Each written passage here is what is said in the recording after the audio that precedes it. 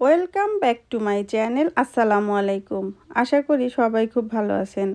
আজকে আপনাদেরকে রান্না করে দেখাবো ইলিশ মাছ। কিভাবে খুব সহজে মজা করে ইলিশ মাছ রান্না করতে পারবেন সেই রেসিপিটি আপনাদের সঙ্গে শেয়ার করছি। ইলিশ মাছ রান্না করার জন্য প্রথমে এখানে আমি বড় সাইজের 3 পিস ইলিশ মাছ নিয়েছি। মাছের ভিতরে লবণ মেখে নিচ্ছি। মাছটায় ভালো মতো লবণ মেখে নিলাম। এই মাছটাকে এখন আমি একটা সাইডে রেখে দিচ্ছি। এদিকে চুলায় একটা প্যানের ভিতরে বেশ কিছুটা তেল গরম বসিয়েছি।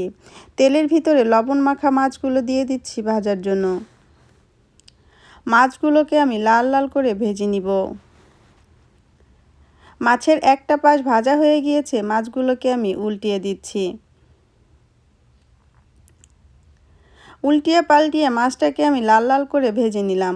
এখন আমি সরাসরি এই মাছটাকে চুলা থেকে নামিয়ে নিচ্ছি।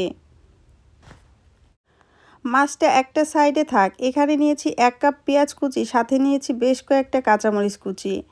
কাঁচামরিচ আর পেঁয়াজটা হাত দিয়ে মেখে নিব। প্রথমে পেঁয়াজের ভিতরে স্বাদ মতো লবণ দিয়ে দিচ্ছি। হাত দিয়ে ভালো মতো চটকিয়ে মেখে নিতে হবে, যাতে পেঁয়াজের পানিটা ভালো মতো বের হয়ে যায়।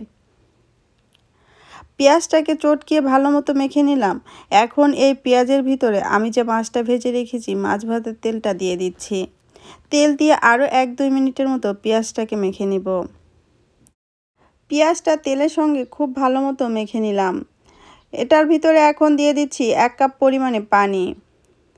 এই পাত্রটাকে এখন আমি সরাসরি চুলায় বসিয়ে দিচ্ছি।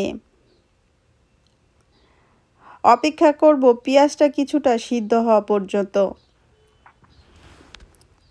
পেঁয়াজটা কিছুটা সিদ্ধ হয়ে গিয়েছে, কালার দেখেই বুঝতে পারছেন। এখন এই পেঁয়াজের ভিতরে দিয়ে দিচ্ছি 1/2 চা চামচ পরিমাণে হলুদের গুঁড়া, দিয়ে দিচ্ছি 1/2 চা চামচ পরিমাণে লাল মরিচের গুঁড়া।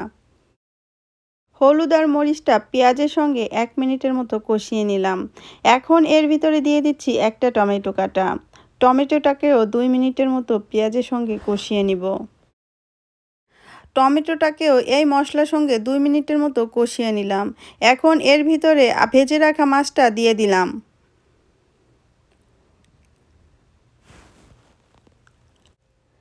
4-5 মিনিট রান্না করলে মাছটা সম্পূর্ণ রান্না হয়ে যাবে। ভাতের সঙ্গে এর 1 পিস ইলিশ মাছ থাকলে আর কিছুই লাগে না।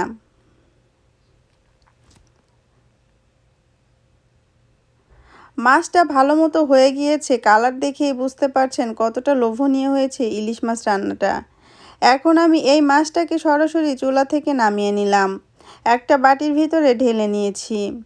আমার ভিডিওটা আপনাদের কাছে কেমন লেগেছে আমাকে কমেন্টস করে জানাতে ভুলবেন না। আমার ভিডিওটা দেখার জন্য আপনাদেরকে অসংখ্য ধন্যবাদ। আজকে এই পর্যন্ত। সবাই ভালো থাকবেন, আমার জন্য দোয়া করবেন।